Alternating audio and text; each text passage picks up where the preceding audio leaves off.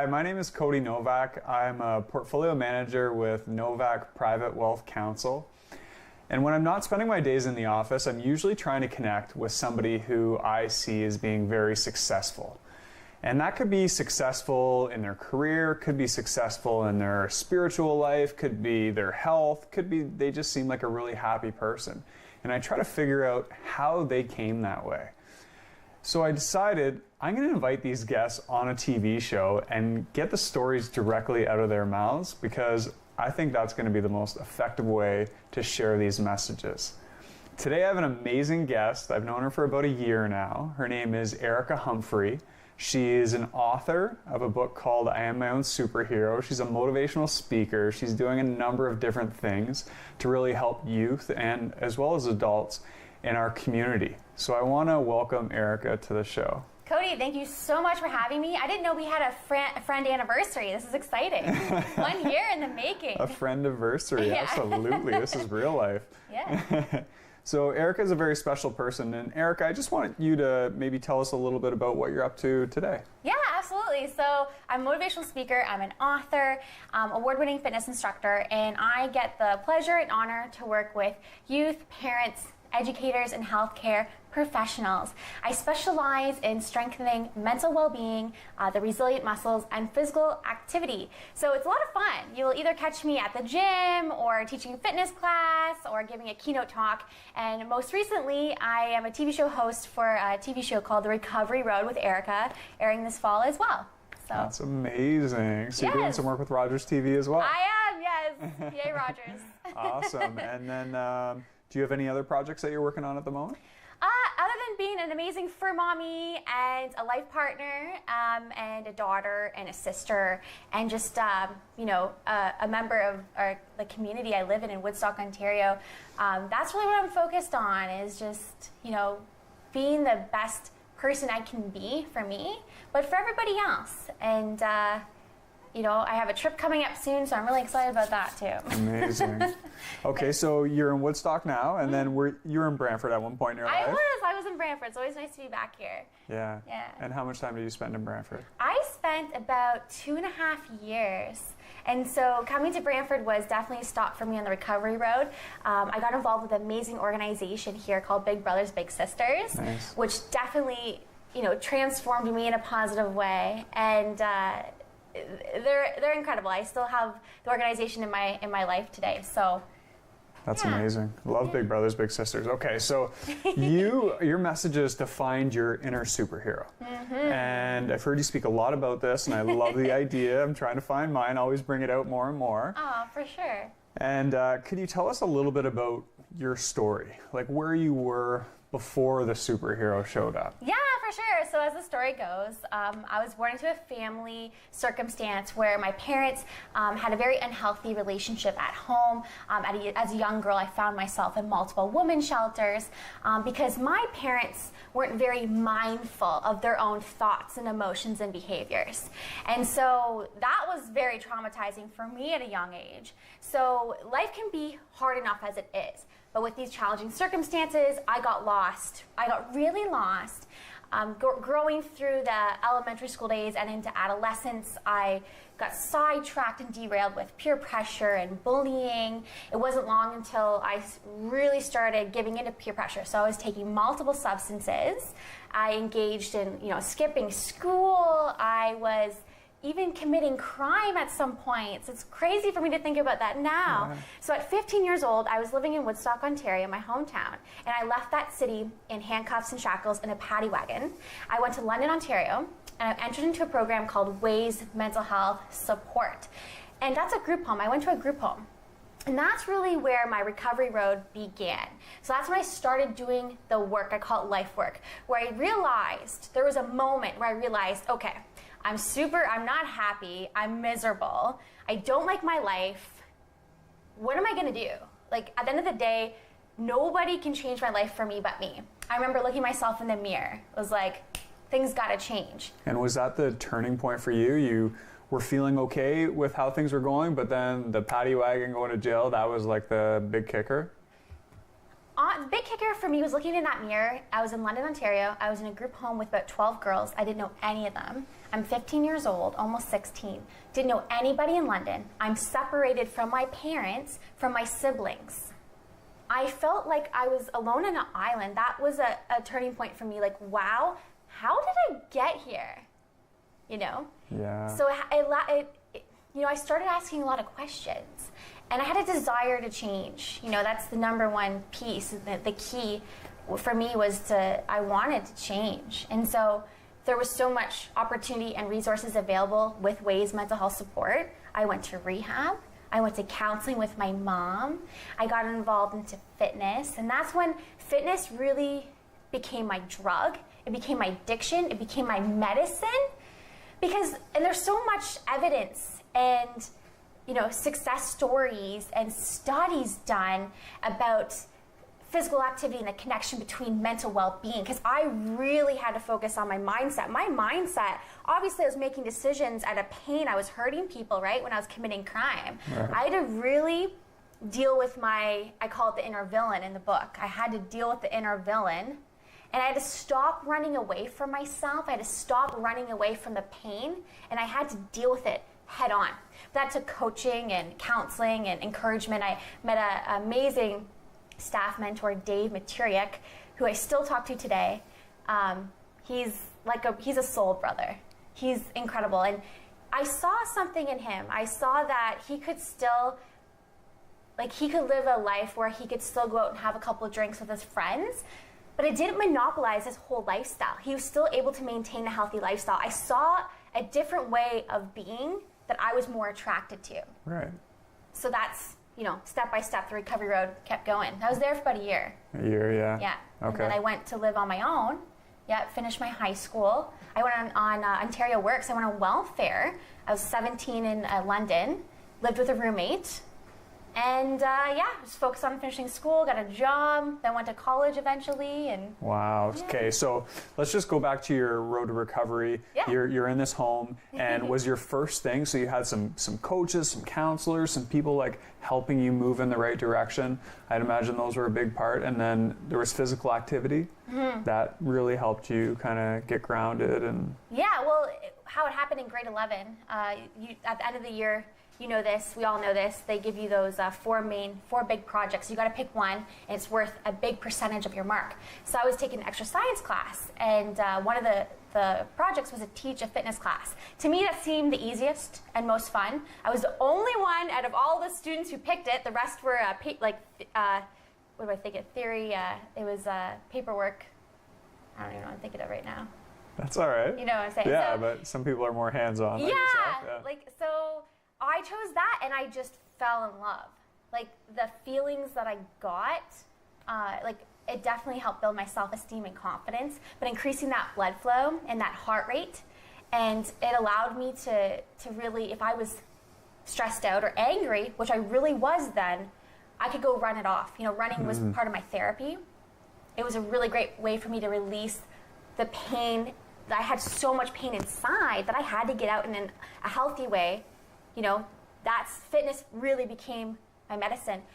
But as I was saying before, the pain of not changing, I had so much pain and so much anger from other people's actions in the past that I didn't want that to affect me anymore.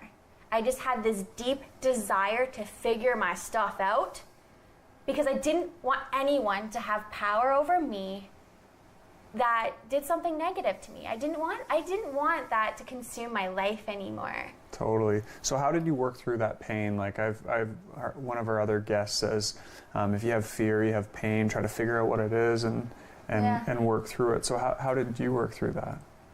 Paying attention. So, fitness was key. It just helped me be aware.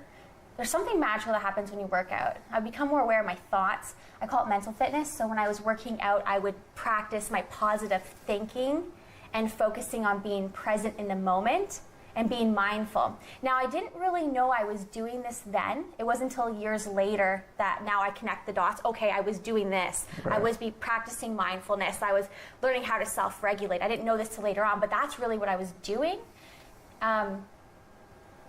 There's just a lot of fitness. A lot of fitness. Yeah. And then you said there were like some relationship things, some things that other people did. So if somebody did something to you or you did something to somebody else that you're hanging on to, right? And it's a regret or something that you just can't, how do you release that? Does fitness allow you to release that, or what do we do? I know, and the best thing that I will say to people is, I often tell others, I can't save you. Only you can save yourself.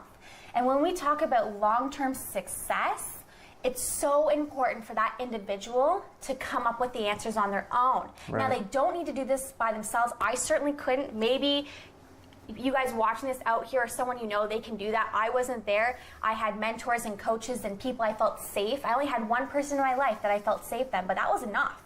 And I would bounce ideas, but I really had to come up with a lot of those answers. And I truly believe that when we're carrying the pain, only we can really release it. Yes, I had counselors and therapists, and they would be a good mirror, and we'd bounce ideas. But at the end of the day, I had to figure it out. So fitness was a good one. Yeah. Also journaling, writing out my emotions. I can't tell you how many times I was upset. I would just write it all down, you know, flush the paper or burn the paper in a safe way. Before I went to rehab, I actually wrote a letter to my old self and said, bye-bye, baby girl. You know, love you, but we can't do this anymore.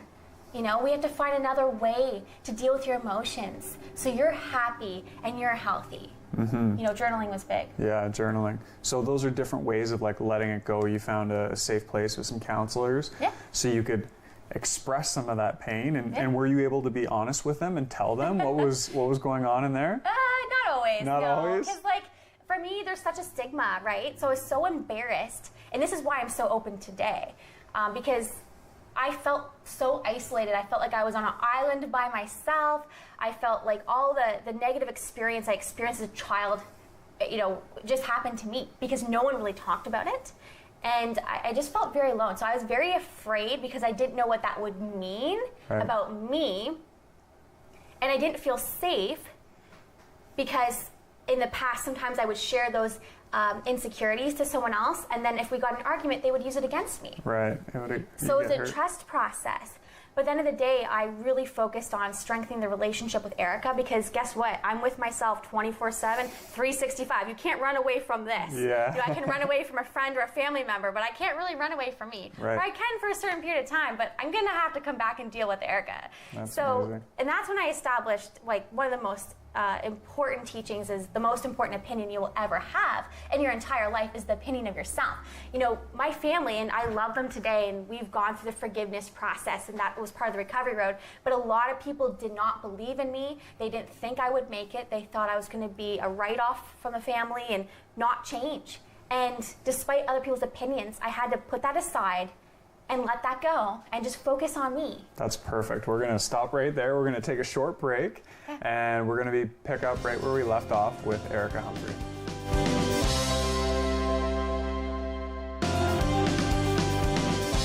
Hi, my name is Cody Novak, and you are back, tuned in with Success Secrets, and we have Erica Humphrey here, and she's just about to tell us about a point in her life where she awakened. And she phrases it as awakened her own inner superhero. So Erica, would you tell us a little bit about that? Absolutely. It's one of my favorite stories to share because it's so real, it's raw, and it's revealing of a magnificent life lesson I think everyone can relate with on some level. And so at 21 years old, I just came back from a conference titled The Time Is Now, which means the present moment. When I came back from this conference, I went with a friend, and when we came back, I was very angry at something that happened at the conference. I felt anger, hard emotions, like resentment, and I was having a conversation with him. And I didn't realize this then, but I was projecting my past hurt and pain onto him. And I really was being a bully. And I was so unaware of that then. And it wasn't until his reaction in that moment, humbly enough, he showed me his pain. He was so hurt by how I was communicating my feelings to him that it really shook me up. It woke me up. It was like a deer in headlights. It was the first moment where, I realized, wow, I've been hurt in the past. I was abused in the past. I was bullied in the past. I was bullied in the past. I was passing on my hurt to him, someone who I cared about me, who I loved, I had a strong relationship with. And when he showed me his real emotions, he was vulnerable, it really woke me up. I literally had this awakening where I became self-aware and mindful, and I became completely present in the moment. I was aware of my thoughts, emotions, and I was aware of my environment. I was aware of his emotions, and that gave me power, you know? So, as the story goes, I was completely aware, and I was aware of my inner villain, and I called that the inner villain the parts of us that have been hurt, the negative thinking, the bully inside of us. We all have that negative self-talk. We all do. And I woke up this presence within me. I call it the inner superhero. So that love inside you, that compassion, the forgiveness piece, the positivity. And so I consciously became aware of those two forces inside. Right. So you became aware that there was like this beautiful part of you, and then there was this part of you that was carrying some pain, right? Exactly. I was running away from my pain for so long. Actually, it was like a decade. I was running away from it. I was so afraid to be honest with myself, to talk about the hurts, the pains, the struggles. And I was overcompensating and stuffing that down and trying to ignore it. But what I didn't realize is that pain's always gonna be there, and it's gonna come out in many other forms. If I don't deal with it in a healthy way, it comes out in an unhealthy way. And there I was, hurting somebody that I sincerely loved and cared about, a dear friend of mine. That was a very big moment in time for me. That's great. So you had this awareness that you had this villain inside, but you also had this awareness that you had this superhero inside. So how did these guys clash, or how did the superhero eventually win to get you where you are today? Oh my goodness, it's such a great question. It's such a beautiful journey. So in that moment in time when I woke up, it was literally like the dark part of me, the inner superhero. Like I said, I was running away from myself. I was abandoning Erica.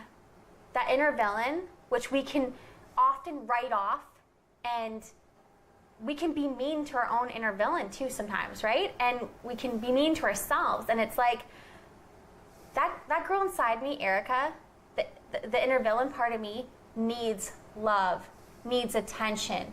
She needs forgiveness. She needs compassion. And I just kept beating myself up. I didn't realize that I could fill my own needs, for the most part, my own inner needs. And it wasn't until I ran towards the inner villain, that part of me, that things began to change. I was terrified now. In that moment, when I became aware, I've never felt more afraid in my entire life. So I often tell people, if you're in a lot of pain in your life, maybe you have anxiety, depression, just hurt feelings, sadness, anger, that pain, we can turn it into a passion. But if you're in pain, you're at the verge of a breakthrough. And I know this from my own personal experience, because at 20 years old, I tried to take my own life because this pain I didn't know how to deal with was so strong. But what I realized was that I didn't want to die. I just couldn't deal with this pain anymore. And so it was that deep desire of me searching inside and out, not giving up on myself. We can't give up on ourselves. We can't do that. We got to fight for ourselves. It's a spiritual war, as I call it. And I didn't give up. And so I faced it. It was terrifying. But I faced that fear. And when I did, it was basically gone. In the short term, I was completely in the present moment, very happy, very free, so many beautiful discoveries. That's another episode. But then I went back to old conditioning. And so that was frustrating too, because I just had this big moment. I'm like, why can't I feel perfect all the time? But it's like we learn from pain. And then that's when I was really ready to start dealing with what was going on within me. Okay, so all of us have these pains inside, right? Like these things that keep coming up in the back of our mind. we keep remembering about them and we dwell on them and we try to distract ourselves so they go away. But then a week later, a day later, an hour later, they come back and then you try to get rid of them. That's right. So how do we process that emotion, or how did you process that emotion? Maybe we could learn from you. Yeah, for sure. A couple things. Nature. I mean, Brantford was very healing for me. A big part of the recovery road. I went to Mohawk Park a lot. And don't make fun of me, people, but I hug trees, okay? And I'm telling you, they have amazing energy down there. So nature, and then I fell in love with personal growth. So I started putting myself in environments that talked about specific life skills, about self-love and real estate and business and fitness and how to build self-esteem and life purpose. And I just was like a sponge. I knew I had to let go old behaviors and mindsets to rebuild a new mindset. So that was another strategy. And then I would just do a gut check every now and then. Mirror work, Louise Hay, she really created that movement. I would stand in front of the mirror often. And when I first did that, I couldn't even look myself in the eye. So I had to really work on my confidence and just a whole bunch of stuff, like whatever feels good to you, you know.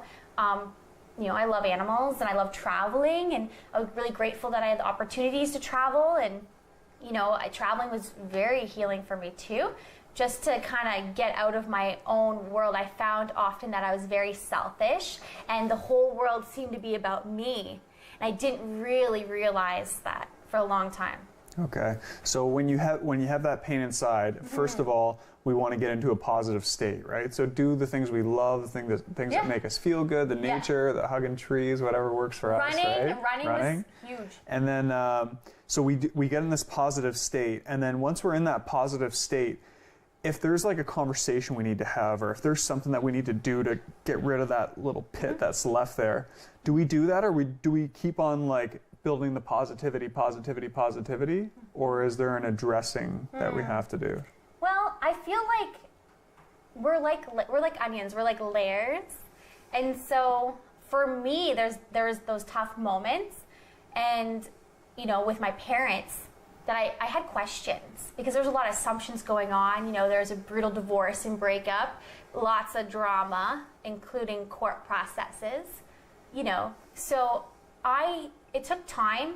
I found fitness. I started teaching fitness classes, so I found my voice with that because I started teaching people and kind of telling them what to do, for the love of fitness. So I put myself in an environment where a leadership environment. I know you were the president of Toastmasters, so that's a leadership environment. Whatever that resonates to your soul, that you love, that's your passion, because you'll be good at it and you'll probably stick with it. Practice my voice, and then when I was ready, I had conversations with my parents. Now that is a journey. That's a process because they sometimes were not ready to talk about the things that I wanted to.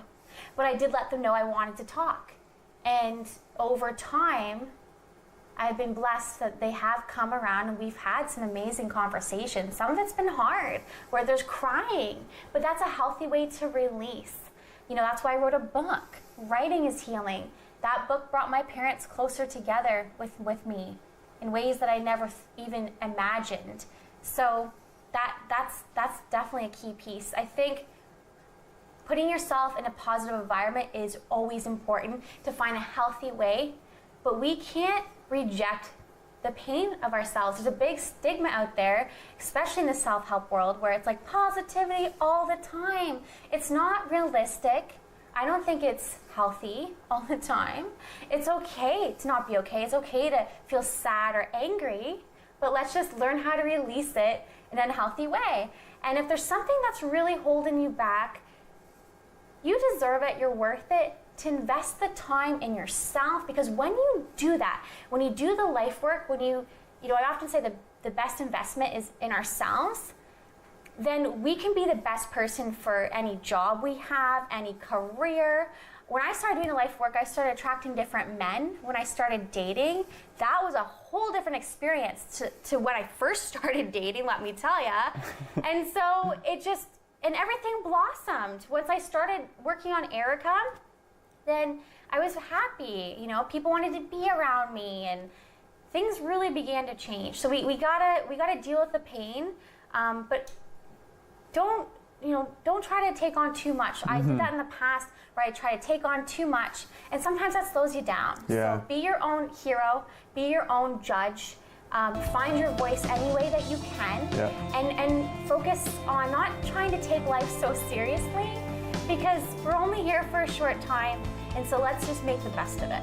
Thank you so much for being on the show today. Thank you for having me. Honestly, you Yes. always share wisdom and light with me and everybody that's probably watching today.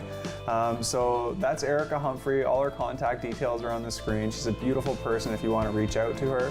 And her success secret today is don't rush the process.